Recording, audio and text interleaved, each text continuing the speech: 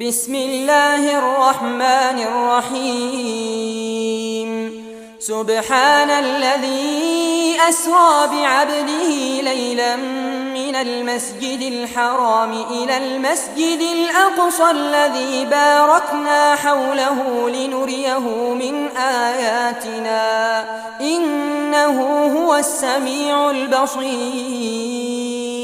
وآتينا موسى الكتاب وجعلناه هدى لبني إسرائيل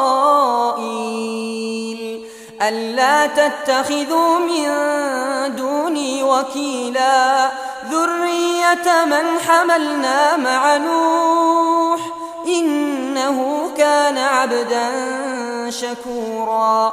وقضينا إلى بني إسرائيل في الكتاب لتفسدن في الأرض مرتين ولتعلن علوا كبيرا.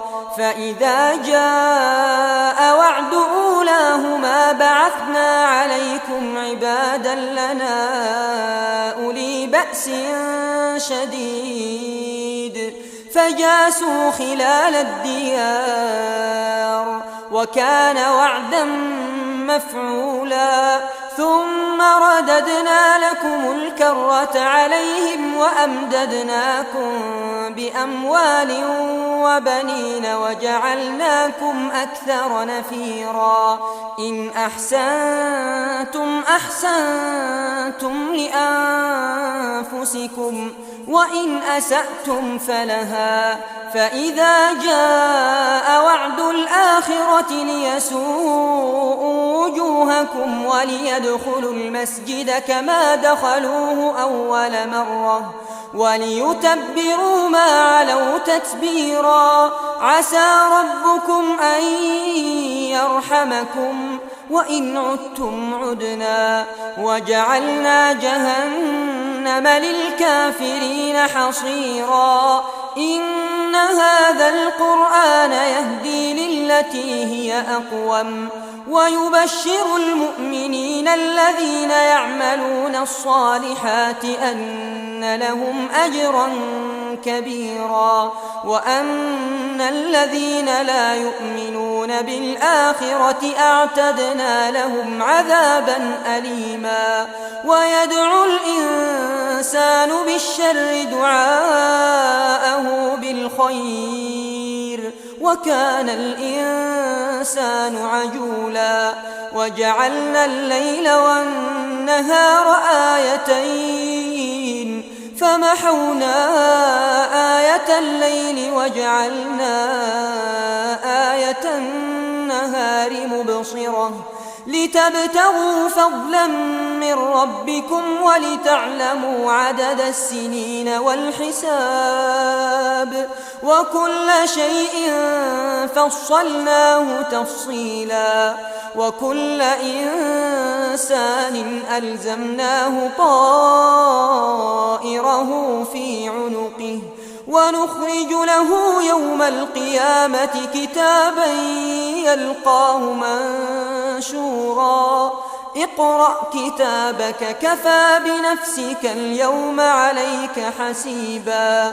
من اهتدى فإنما يهتدي لنفسه ومن ضل فإنما يضل عليها ولا تزر وازرة وزر أخرى وما كنا معذبين حتى نبعث رسولا. وإذا أردنا أن نهلك قرية أمرنا مترفيها ففسقوا فيها فحق عليها القول فدمرناها تدميرا. وكم أهلكنا من القرون من بعد نوح وكفى بربك بذنوب عباده خبيرا بصيرا. من كان يريد العاجلة عجلنا له فيها ما نشاء لمن نريد ثم جعلنا له جهنم يصلاها مذموما مدحورا ومن أراد الآخرة وسعى لها سعيها وهو مؤمن فأولئك كان سعيهم مشكورا كلا نمد هؤلاء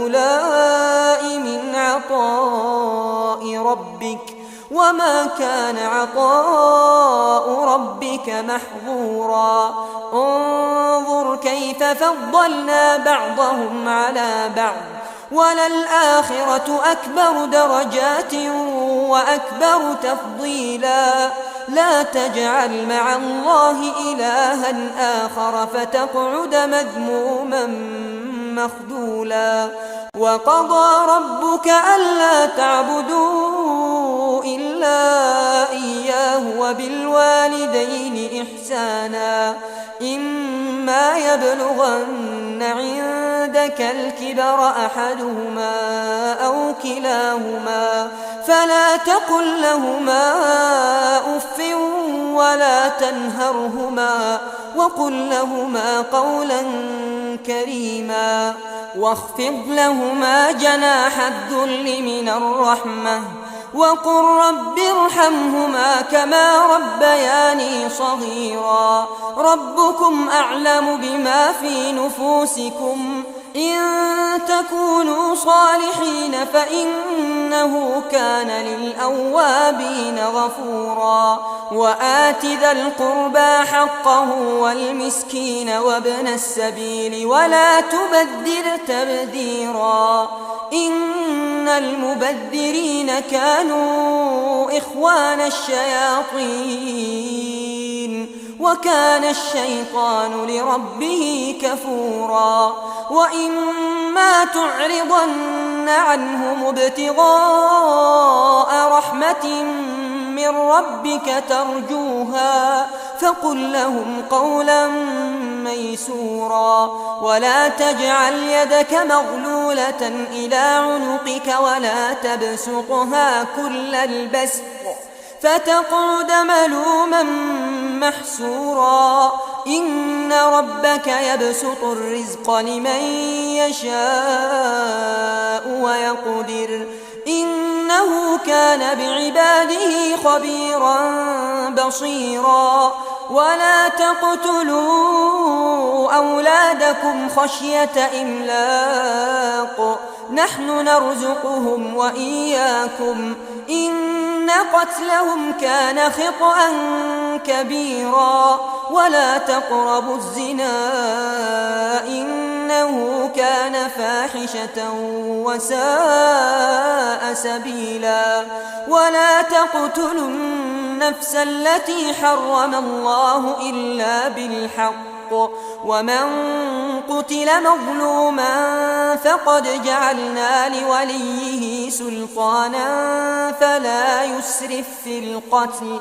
إنه كان منصورا ولا تقربوا مال اليتيم إلا بالتي هي أحسن حتى يبلغ أشده وأوفوا بالعهد إن العهد كان مسؤولا وأوفوا الكيل إذا كلتم وزنوا بالقسطاس المستقيم ذلك خير وأحسن تأويلا ولا تقف ما ليس لك به علم إن السمع والبصر والفؤاد كل أولئك كان عنه مسؤولا ولا تمش في الأرض مرحا إنك لن تخرق الأرض ولن تبلغ الجبال طولا كل ذلك كان سيئه عند ربك مكروها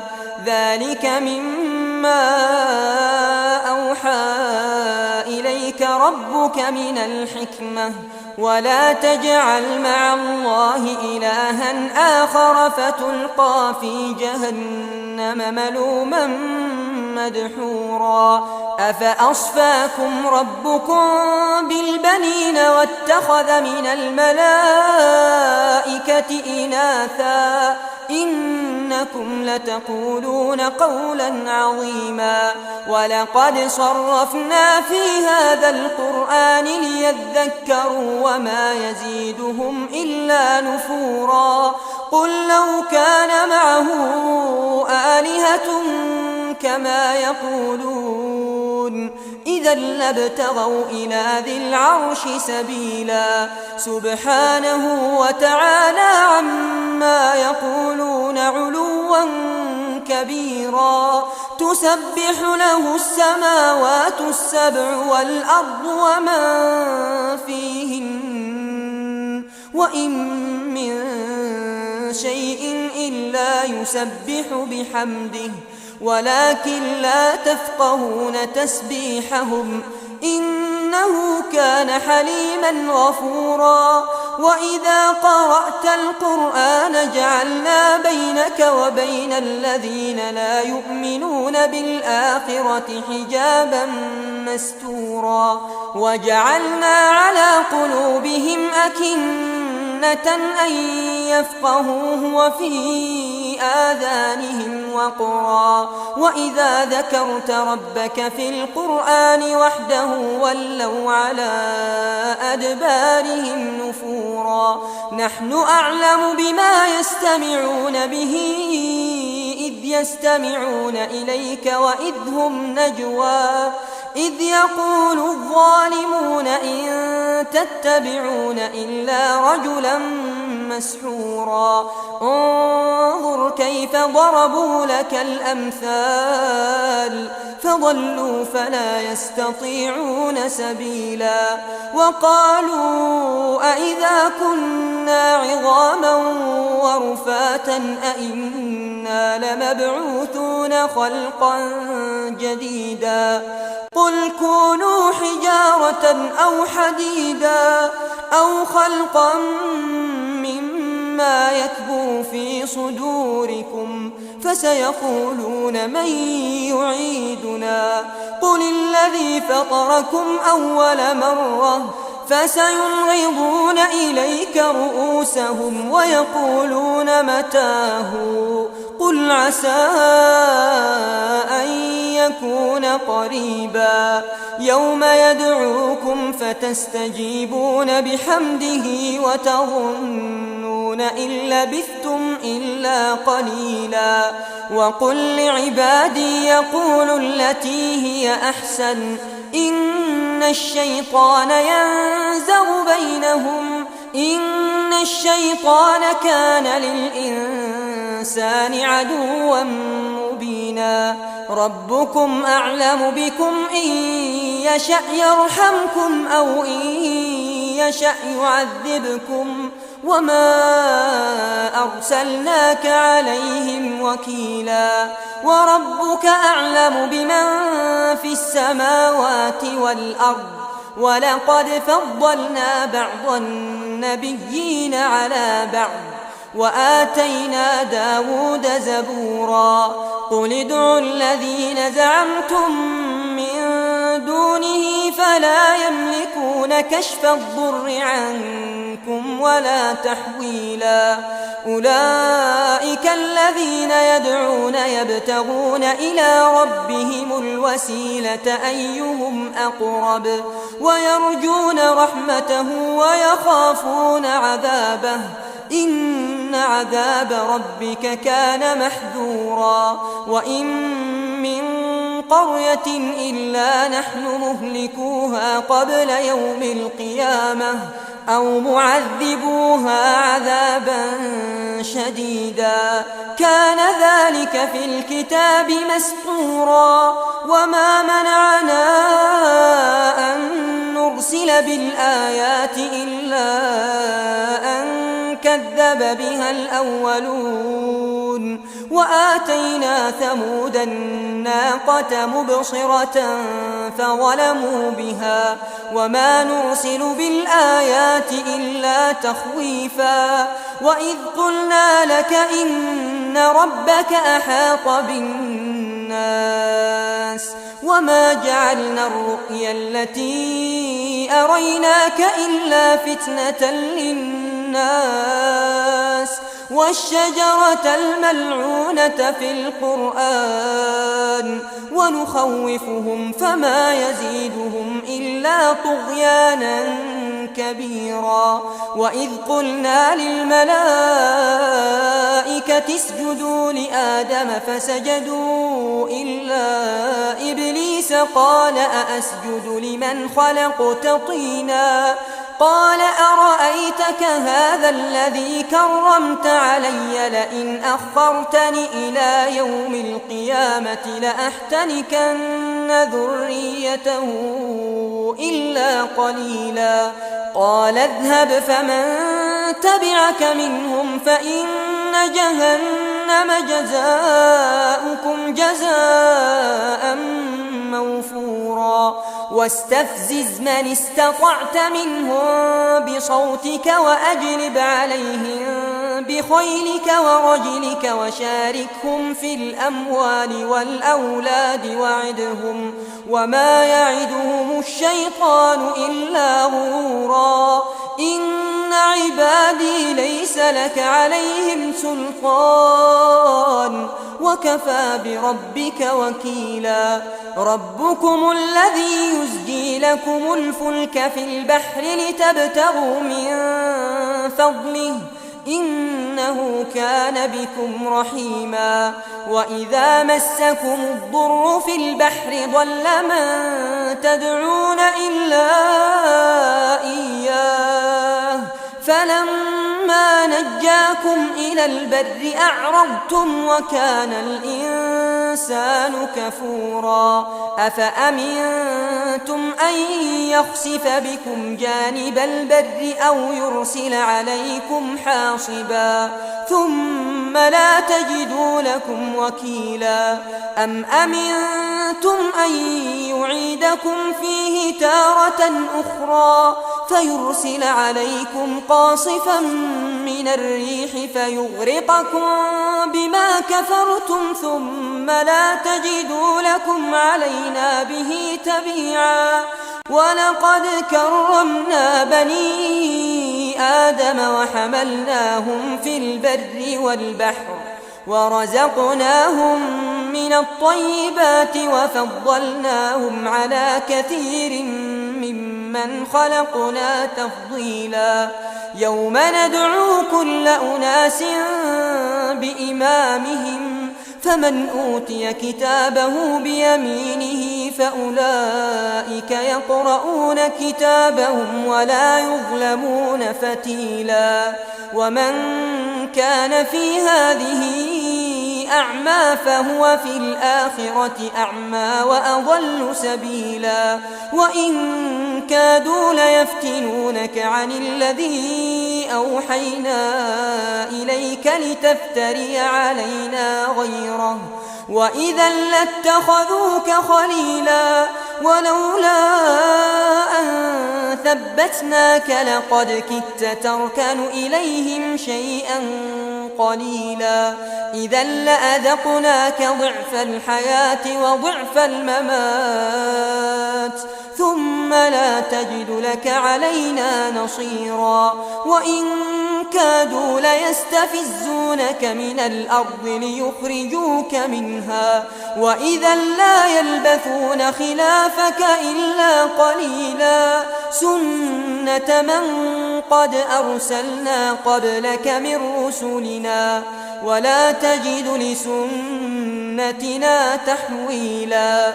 أقم الصلاة لدلوك الشمس إلى غسق الليل وقرآن الفجر إن قرآن الفجر كان مشهودا. ومن الليل فتهجد به نافلة لك عسى أن يبعثك ربك مقاما محمودا. وقل رب أدخلني مدخل صدق وأخرجني مخرج صدق واجعل لي من لدنك سلطانا نصيرا. وقل جاء الحق وزهق الباطل إن الباطل كان زهوقا. وننزل من القرآن ما هو شفاء ورحمة للمؤمنين ولا يزيد الظالمين إلا خسارا. وإذا أنعمنا على الإنسان أعرض ونأى بجانبه وإذا مسه الشر كان يئوسا. قل كل يعمل على شاكلته فربكم أعلم بمن هو أهدى سبيلا. ويسألونك عن الروح قل الروح من أمر ربي وما أوتيتم من العلم إلا قليلا. ولئن شئنا لنذهبن بالذي أوحينا إليك ثم لا تجد لك به علينا وكيلا إلا رحمة من ربك إن فضله كان عليك كبيرا. قل لئن اجتمعت الإنس والجن على أن يأتوا بمثل هذا القرآن لا يأتون بمثله ولو كان بعضهم لبعض ظهيرا.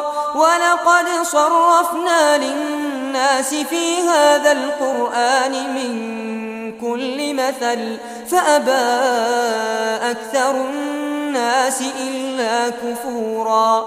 وقالوا لن نؤمن لك حتى تفجر لنا من الأرض ينبوعا أو تكون لك جنة من نخيل وعنب فتفجر الأنهار خلالها تفجيرا أو تسقط السماء كما زعمت علينا كسفا أو تأتي بالله والملائكة قبيلا أو يكون لك بيت من زخرف أو ترقى في السماء ولن نؤمن لرقيك حتى تنزل علينا كتابا نقرأه. قل سبحان ربي هل كنت إلا بشرا رسولا. وما منع الناس أن يؤمنوا إذ جاءهم الهدى إلا أن قالوا أبعث الله بشرا رسولا. قل لو كان في الأرض ملائكة يمشون مطمئنين لنزلنا عليهم من السماء ملكا رسولا. قل كفى بالله شهيدا بيني وبينكم إنه كان بعباده خبيرا بصيرا. ومن يهد الله فهو المهتد ومن يضلل فلن تجد لهم أولياء من دونه. ونحشرهم يوم القيامة على وجوههم عميا وبكما وصما مأواهم جهنم كلما خبت زدناهم سعيرا. ذلك جزاؤهم بأنهم كفروا بآياتنا وقالوا أئذا كنا عظاما ورفاتا أئنا لمبعوثون خلقا جديدا.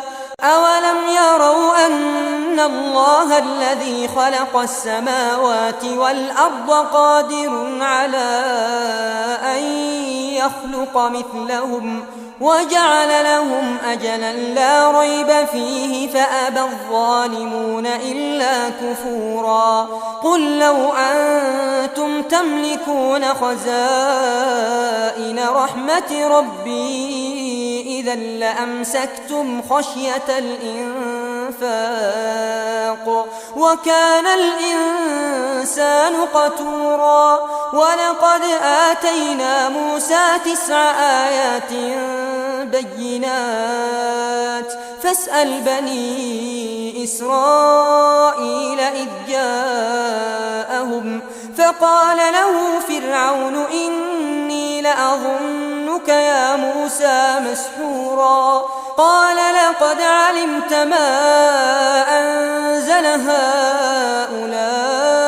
إلا رب السماوات والأرض بصائر وإني لأظنك يا فرعون مثبورا فأراد أن يستفزهم من الأرض فأغرقناه ومن معه جميعا وقلنا من بعده لبني إسرائيل اسكنوا الأرض فإذا جاء وعد الآخرة جئنا بكم لفيفا وبالحق أنزلناه وبالحق نزل وما أرسلناك إلا مبشرا ونذيرا وقرآنا فرقناه لتقرأه على الناس على مكث ونزلناه تنزيلا قل آمنوا به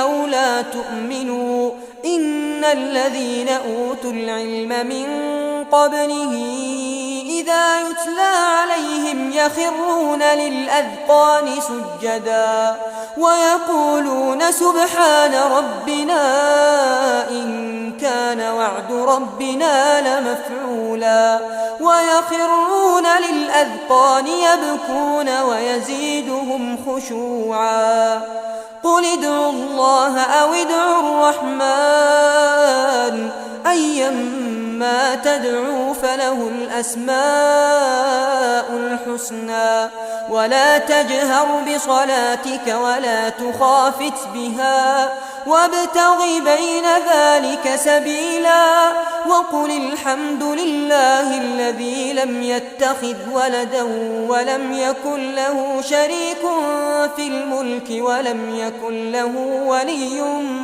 من الذل وكبره تكبيرا.